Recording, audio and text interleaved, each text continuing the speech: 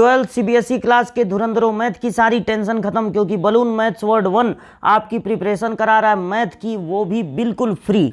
तो अगर आप चैनल पर नए हो तो चैनल को सब्सक्राइब कीजिए, अपने दोस्तों को भी बताइए। इनवर्स ट्रिग्नोमेट्रिक फंक्शन जो कि सेकंड चैप्टर है, उसमें पिछले क्लास में आपको साइन और कॉस का ग्राफ बनाकर हम आपको प्रिंसिपल ब्रांच वैल्यू के बारे में समझाए थे।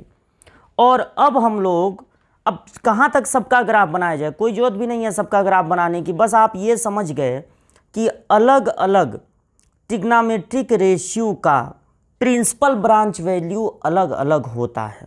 प्रिंसिपल ब्रांच वैल्यू अलग अलग होता है। आज के क्लास की शुरुआत हम लोग इस बात से करेंगे कि अगर आपके पास साइन है, सपोज कीजिए कि साइन थीटा की वैल्यू है एक्स बाई वाई, तो अगर sine theta x by y है तो एक्स जरूर परपेंडिकुलर होगा और वाई जरूर हाइपोटेन्यूस होगा, क्योंकि साइन होता है परपेंडिकुलर अपॉन हाइपोटेन्यूस। अब अगर आप थीटा को यहीं छोड़कर सिर्फ साइन को राइट साइड में ट्रांसफ़र करते हैं तो आप इसे लिखेंगे साइन इनवर्स। आप इसे क्या लिखेंगे? Sine inverse. थीटा को वहीं छोड़कर अगर आप साइन को शिफ्ट करते हैं दूसरी साइड में तो आप साइन को लिख देंगे साइन इनवर्स। इसी तरह cos inverse, tan inverse, cot inverse, sec inverse, सबका इनवर्स। तो अगर आप ये लिखते हैं कि sine inverse x by y, तो ये जो साइन इनवर्स आप देख रहे हैं वो एक एंगल है, वो एक एंगल है। यानी कि पहली बात आपको ये जाननी है कि पूरा का पूरा इनवर्स एक एंगल होता है। तो पहली बात आपको जाननी है कि होल इनवर्स, पूरा का पूरा इनवर्स, ये हम अपनी लैंग्वेज में लिख दे रहे हैं, whole inverse is a angle.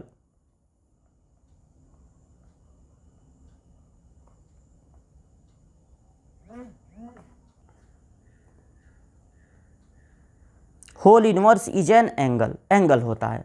इसका मतलब ये हुआ कि अगर हम आपके सामने लिख दें साइन इनवर्स 1/2, तो ये पूरा का पूरा इनवर्स एक एंगल है।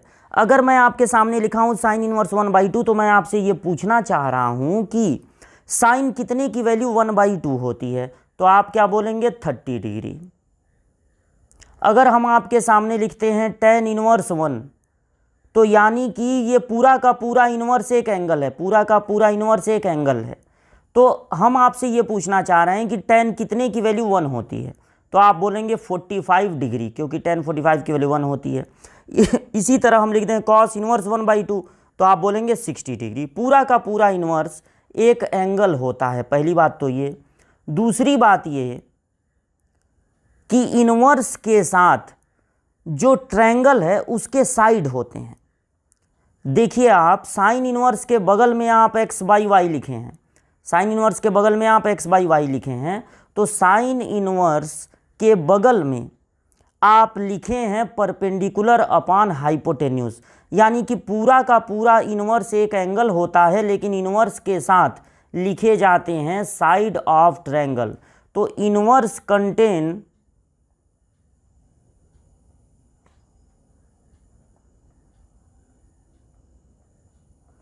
Side of triangle.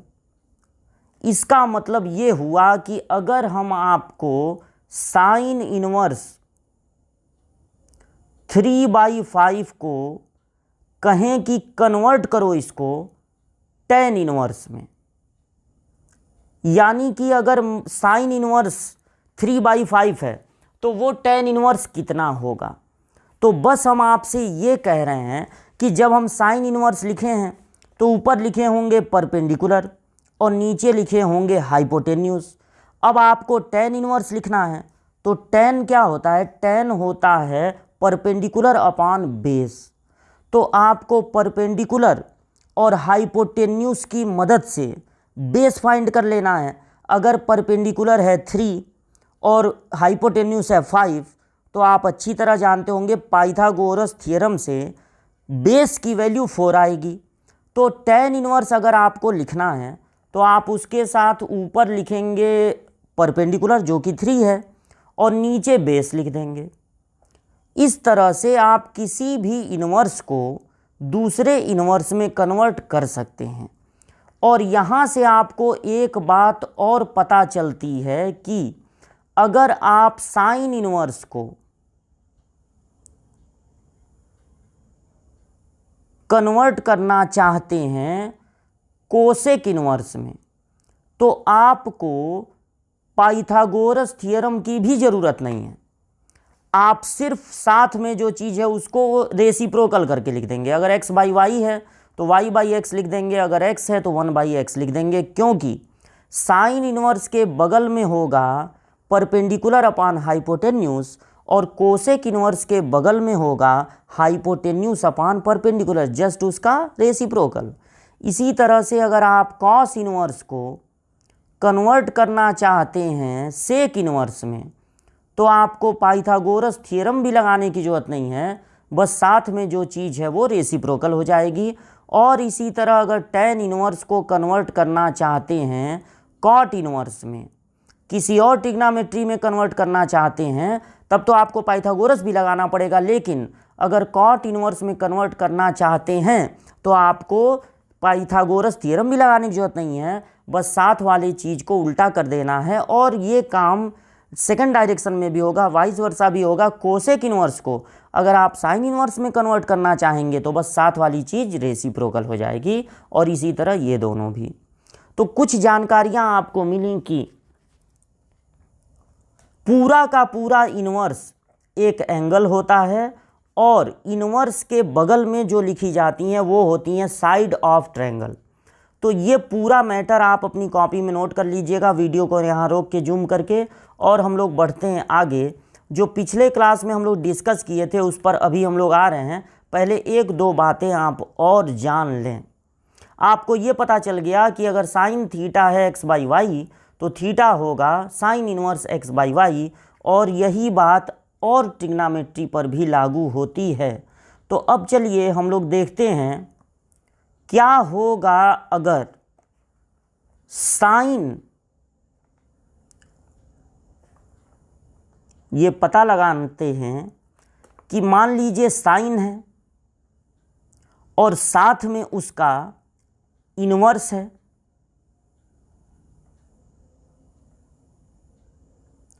तो क्या होगा। अगर साइन के बगल में साइन इनवर्स है तो इसे आप थोड़ी देर के लिए, साइन बगल में साइन इनवर्स, इसको आप थोड़ी देर के लिए, साइन इनवर्स एक्स है, अगर ए सपोज कर लेते हैं तो साइन इनवर्स इस साइन को, साइन के बगल में क्या होता है एंगल, ये पूरा इनवर्स क्या होता है एंगल, साइन के बगल में है एंगल। अगर आप एंगल को यहीं छोड़ के सिर्फ साइन इनवर्स को दूसरे तरफ ट्रांसफ़र करते हैं तो साइन इनवर्स हो जाएगा, सिर्फ साइन को दूसरे तरफ ट्रांसफ़र करते हैं साइन इनवर्स हो जाएगा। इधर साइन इनवर्स एक्स, इधर साइन इनवर्स ए, दोनों तरफ से साइन इनवर्स हट गया तो एक्स की वैल्यू ए आ गई या ए की वैल्यू एक्स आ गई। इस पूरे की वैल्यू आप क्या सपोज किए थे ए, और ए की वैल्यू क्या आ गई एक्स। तो अब इससे आप ये समझिए कि कोई भी ट्रिग्नोमेट्रिक रेशियो और उसका इनवर्स अगर एक साथ होंगे तो दोनों हट जाएंगे, बस साथ में जो चीज़ है वही बच जाएगी। ठीक, कोई भी, फिर एक बार सुन लीजिए, कोई भी ट्रिग्नोमेट्रिक रेशियो और उसका इनवर्स अगर एक साथ हैं तो दोनों हट जाएंगे। अब हटने के बाद जो एंगल बचेगा वो कितना होना चाहिए, ये अभी प्रिंसिपल ब्रांच वैल्यू बता रहे हैं, तब आपको क्लियर होगा कि कितना होना चाहिए एंगल, किस एंगल से किस एंगल तक उसकी रेंज क्या होनी चाहिए। लेकिन अभी फ़िलहाल ये जान लीजिए कि कोई भी ट्रिग्नोमेट्रिक रेशियो और उसका इन्वर्स अगर एक साथ हैं तो दोनों हट जाएंगे, जो साथ में चीज़ है वही बच जाएगी। और अब ये भी साथ ही साथ पता लगा लिया जाए कि अगर पहले इन्वर्स है, मान लीजिए साइन इन्वर्स है पहले और बाद में साइन है, तो फिर क्या होगा, तो अगर आप साइन इनवर्स साइन एक्स को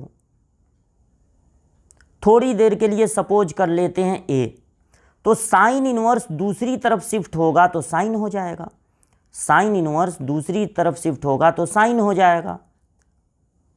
अब इधर भी साइन इधर भी साइन, दोनों तरफ से साइन हट गए, या कंपेयर करने पर x इक्वल टू हो गया a। इस पूरे की वैल्यू आप a सपोज किए थे और a की वैल्यू आ गई है x, यानी कि अगर किसी ट्रिग्नामेट्री का इन्वर्स पहले है और वो ट्रिग्नामेट्री बाद में है तब भी दोनों हट जाएंगे, बस साथ में जो चीज़ है वही बच जाएगी। ठीक, तो ये अब आप नोट कर लेंगे, यहाँ से देख के नोट कर लेंगे और बढ़ते हैं आगे। अब हम लोग जानते हैं कि प्रिंसिपल ब्रांच वैल्यू अलग अलग चीज़ों का क्या होता है। ये देखिए, जब आप ट्रिग्नोमेट्री पढ़ते हैं, अभी तो इन्वर्स पढ़ रहे हैं, जब आप ट्रिग्नोमेट्री पढ़ते हैं तो सबसे पहले पढ़ते हैं साइन कॉस टेन के बारे में। लेकिन आप जब इन्वर्स पढ़िए तो मेरे स्टाइल से पढ़िए, आप साइन कॉस और टेन नहीं, इनका इन्वर्स मत पहले पढ़िए। पहले ग्रुप में आप पढ़िए साइन इन्वर्स, उसका उल्टा कोसेक इन्वर्स और फिर टेन इन्वर्स, इनको एक ग्रुप में पढ़िए। साइन इन्वर्स, इसका साइन का उल्टा कोसेक होता है, साइन का रेसिप्रोकल, कोसेक इन्वर्स और टेन इन्वर्स। अब देखिए साइन इन्वर्स का डोमेन मतलब एक्स की वैल्यू क्या क्या होनी चाहिए साइन के साथ, साइन इन्वर्स के साथ क्या क्या होनी चाहिए। डोमेन का मतलब होता है एक्स की वैल्यू, तो एक्स की वैल्यू होनी चाहिए -90 से +90, यानी कि ये जो आप देख रहे हैं स्क्वायर ब्रैकेट, स्क्वायर ब्रैकेट का मतलब ये होता है कि -90, π/2 को आप एंगल में डिग्री में बदलेंगे तो कितना आएगा 90, तो -90 भी इंक्लूड है और +90 भी इंक्लूड है। अगर यहाँ स्मॉल ब्रैकेट होता तो इसका मतलब -90 नहीं है, 90 नहीं है, बस इसके बीच में जो आ रहे हैं एंगल्स वो हैं। लेकिन स्क्वायर ब्रैकेट देने का मतलब ये होता है कि -90 और +90 भी इंक्लूड हैं। ठीक है, तो अगर मैं साइन इन्वर्स के साथ कोई एंगल दूंगा, जैसे मैं दे रहा हूँ साइन इन्वर्स के साथ -1/2, तो आप 150 डिग्री मत बोलिएगा, क्योंकि 150 डिग्री इसके बाहर हो जाएगा। आपको ऐसा ही एंगल बोलना है जो -90 से +90 तक में आता हो, तब ये फंक्शन 1 हो पाएगा। अच्छा, इसकी रेंज का मतलब y की वैल्यू, इसके y की वैल्यू आपको रख देनी है -1 से +1।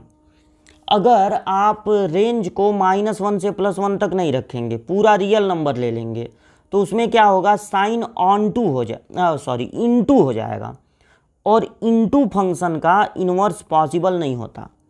तो इसलिए आपको डोमेन लेना होगा। इसका ग्राफ हम पिछले क्लास में बनवाए थे, इसके ग्राफ से ये पता चलता है कि इसका डोमेन -90 से +90 होना चाहिए। और कोसेक इन्वर्स का भी -90 से +90, तो देखिए ये एक जैसे हैं, तीनों लगभग एक जैसे हैं, तो इनको एक साथ लर्न करना आसान है।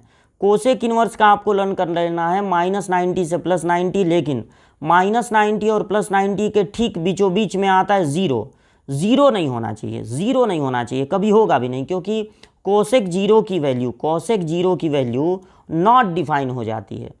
साइन जीरो की वैल्यू होती है 0, तो कोसेक 0 उसका रेसिप्रोकल होगा, यानी नॉट डिफाइन।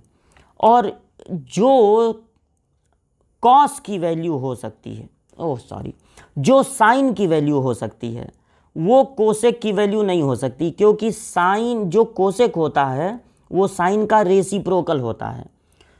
केवल -1 और +1, सिर्फ माइनस और +1, ये दो वैल्यूज हैं जो साइन की भी हो सकती हैं और कोसेक की भी। कोई पूछे साइन कितने की वैल्यू 1 होती है, तो होगी, कोई ना कोई एंगल होगा। कोसेक कितने की वैल्यू -1 होती है, जवाब मिल जाएगा। लेकिन अगर साइन की वैल्यू आप जानते हैं 1/2 भी होती है, अगर कोई आपसे ये पूछे कि कोसेक कितने की वैल्यू 1/2 होगी, तो ये पॉसिबल नहीं है। जो साइन की वैल्यू होती है वो कोसेक की वैल्यू नहीं हो सकती, सिर्फ किसको किसको छोड़ के, -1 और +1।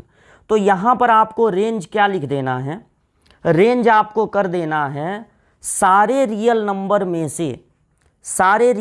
में से आप निकाल दीजिए -1 +1। देखिए यहाँ पर स्मॉल ब्रैकेट में है, स्मॉल ब्रैकेट का मतलब है कि -1 इंक्लूड नहीं है, -1 को मत निकालिए, 1 इंक्लूड नहीं है, 1 को मत निकालिए, बस -1 और 1 के बीच में जितने आ रहे हैं 1/2, 1/3, 13/19, ये सब आप निकाल दीजिए।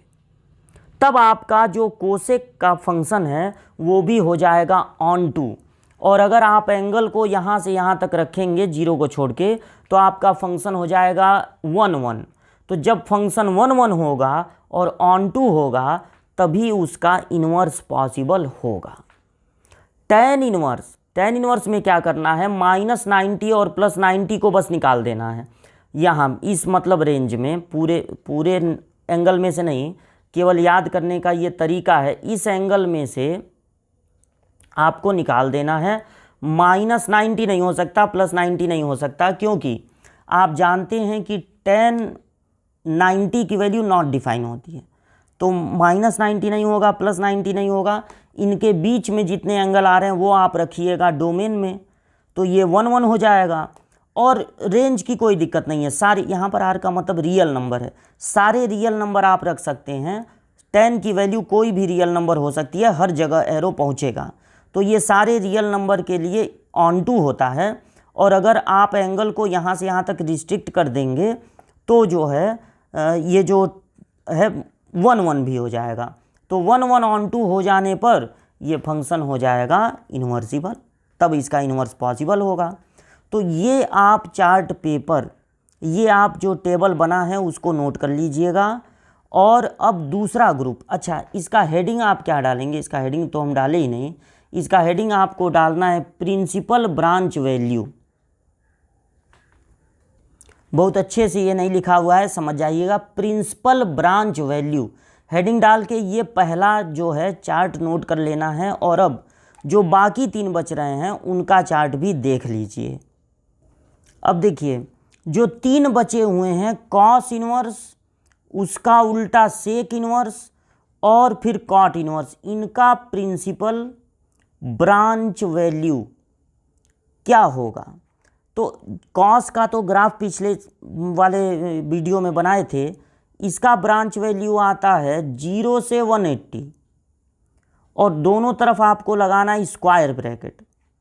और 0 से 180 सेक इन्वर्स का भी होगा, बस जो 0 से 180 के ठीक बीचों बीच में आता है, मिडिल में आता है 90, वो निकाल दीजिएगा। सेक के साथ कभी 90 नहीं होता, सेक 90 की वैल्यू नॉट डिफाइन हो जाती है, क्योंकि कॉस 90 की वैल्यू होती है 0, तो सेक 90 की वैल्यू नॉट डिफाइन। तो सेक 90 का कोई मतलब ही नहीं, नॉट डिफाइन है, तो सेक इन्वर्स के साथ कभी 90 नहीं आना चाहिए। और अगर इसी को आप स्मॉल ब्रैकेट में कर दें 0 से 180, तो आपको मिल जाएगा कॉट इन्वर्स का प्रिंसिपल ब्रांच वैल्यू। और रेंज की अगर बात करें तो कॉस इन्वर्स का वही हाल है जो साइन इन्वर्स का होता है, यानी -1 से +1। और सारे रियल नंबर में से आप -1 को मत निकालिए, 1 को मत निकालिए, यहाँ पर स्क्वायर ब्रैकेट स्मॉल ब्रैकेट कर दीजिए ताकि 1 और -1 न निकलें। बाकी बीच का जितना चीज़ है वो सब निकल जाएगा, बीच की जितनी वैल्यू है निकल जाएगी, क्योंकि जो वैल्यू कॉस की हो सकती है वो वैल्यू कभी सेक की नहीं हो सकती, सिर्फ -1 और 1 को छोड़ के। और कॉट इन्वर्स का वही हाल है जो tan इन्वर्स का था। तो इनके साथ आप कोई भी रियल नंबर ले सकते हैं, इनकी वैल्यू कोई भी रियल नंबर हो सकती है, इसमें से कुछ निकालने की ज़रूरत नहीं है। तो ये प्रिंसिपल ब्रांच वैल्यू हो गया किसका, कॉस इन्वर्स, सेक इन्वर्स और कॉट इन्वर्स। तो ये दोनों के दोनों आपके सामने कर दे रहे हैं, इसको आप कर लीजिएगा नोट, ठीक, इसको नोट कर लीजिएगा। अच्छा एक बात और, अगर आप ये 3 ग्रुप एक साथ पढ़ते हैं और ये 3 ग्रुप एक साथ पढ़ते हैं तो एक और फ़ायदा है आपका। एक और फ़ायदा ये है कि एक और ग्रुप पढ़ना है फार्मूलों का, और वो ये है कि अगर जो पहले ग्रुप की चीज़ें हैं, जो पहले ग्रुप की चीज़ें हैं, यानी कि साइन इनवर्स, उसका उल्टा कोसेक इनवर्स और फिर टैन इनवर्स, इनके साथ जो वैल्यू लिखी गई है अगर वो माइनस में है पहले ग्रुप के साथ, तो वो माइनस बाहर आ जाता है। आपको याद करना है कि ये सब माइनस, इनके साथ वाले माइनस बाहर आ जाएंगे।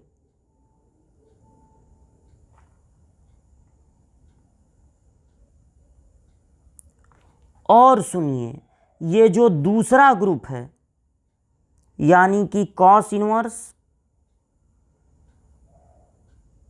उसका उल्टा सेक इनवर्स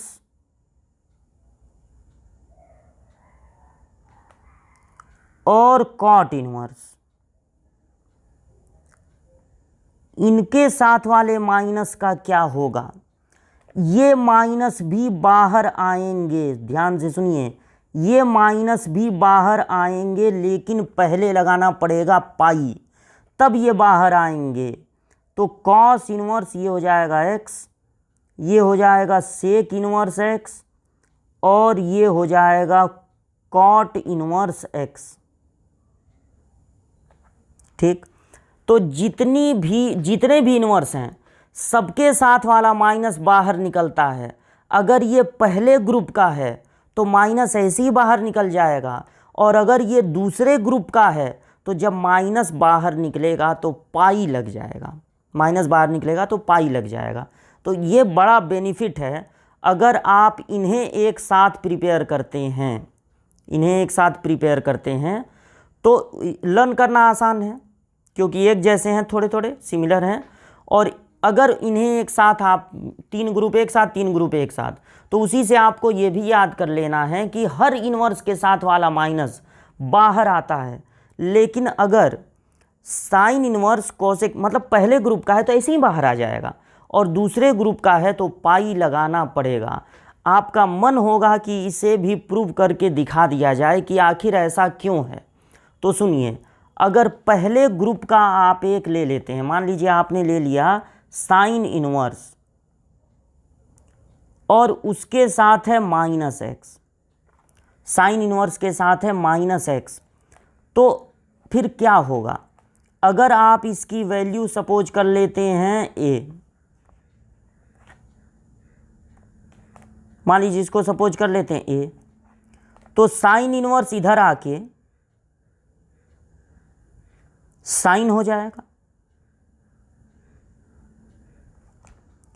तो अब अगर दोनों तरफ माइनस से मल्टीप्लाई कर दें, माइनस से मल्टीप्लाई करते हैं ताकि ये प्लस एक्स हो जाए, तो इधर माइनस आ जाएगा।